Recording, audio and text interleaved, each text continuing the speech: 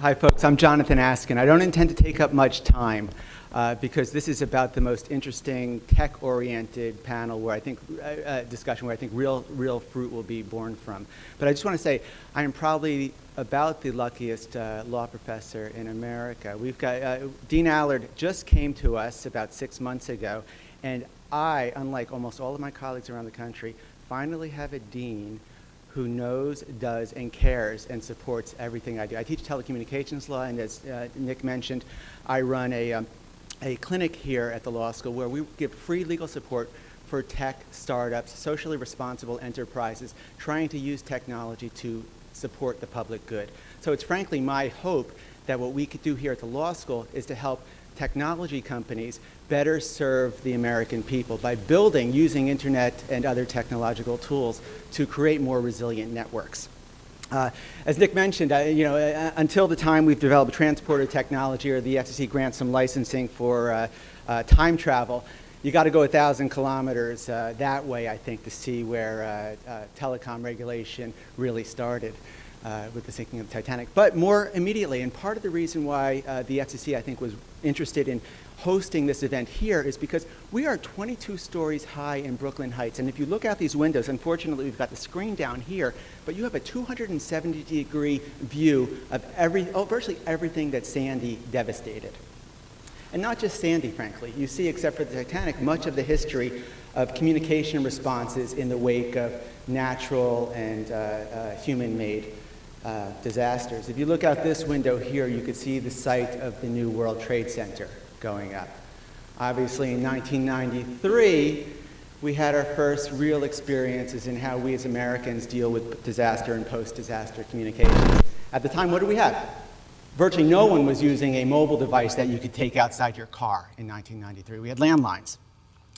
In the wake of that, there were some moves by the FCC to create next generation phase 2, phase 3 wireless communications capabilities. A former client of mine, in fact, put a petition in asking the FCC to create a vertical geolocation tool for wireless phones. So he used to work at the World Trade Center in 1993, in fact, at Cantor Fitzgerald at the time. They were told to go to the roof in 1993. That was a safe spot to go. He became convinced that in 2001, people once again were told, go to the roof. We'll never know whether that's true or not, but if we had at the time some sort of reverse emergency response capability or some tool, Twitter, for instance, or other social networking tools that could have given us better guidance on what people should do in these moments of crises, we may have saved a few more lives in the World Trade Center.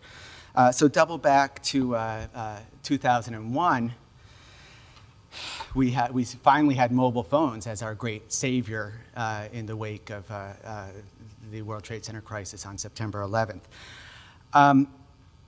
Then, Katrina struck, and we had the London bombings, and we saw through each generation new technological tools, mobile cameras, Twitter emerging, Facebook emerging as vehicles. But they were all reliant on one thing, the underlying network. That's the piece we all forget. The Arab Spring, we saw a battle between the desire for people on the ground to communicate globally and desire by the then administration in Egypt to chill public communication. So you had carriers coming in and networks coming in trying to stave off the shutdown of the internet and global communications so that people could in fact use their user-empowered social media tools to communicate to the rest of the world what was going on the ground. And that really was a big part in advancing the, what we saw as the Arab Spring. I want to talk a little bit, very briefly, about what we learned a lot from Irene last year. And I like to think that what we learned, what this city learned after Irene, informed us and helped us after Sandy Storm and during Sandy Storm to be able to communicate more effectively. We saw the transportation network go down in a hard way in New York. It was many weeks before our transportation was up and running. We saw very little disruption of our communications infrastructure. There were some confusions, and at yesterday's field hearing, we heard about some confusions in the inability of people to use communications networks to communicate effectively and demonstrate communicate their needs to city officials and government officials.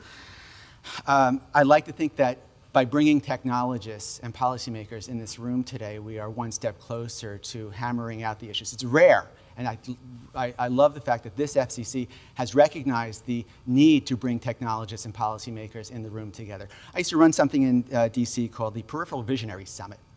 And the Peripheral Visionary Summit was an effort to force technologists to come to DC and sit down and lock them in the room with the policymakers so we can communicate more effectively what the needs, the growing needs of the technology community are to the policymakers. I think we have an FCC that recognizes that. And frankly, I'm going to show you something. This is a press release written in summer of 2005. Frankly, I think it was about, when was it? What's the date? August 15th, so it was essentially 2 weeks, 13 days before Katrina. Global IP Alliance joins forces with Henning Scholzreen in call for development of IP-based, globally oriented, next-generation emergency response. We sent a petition to the FCC asking for them to build out an IP-enabled emergency response and emergency preparedness network. Now, we at the time had the vision to recognize that there was a great champion out there in academia, Henning Scholzreen, who was then at Columbia University.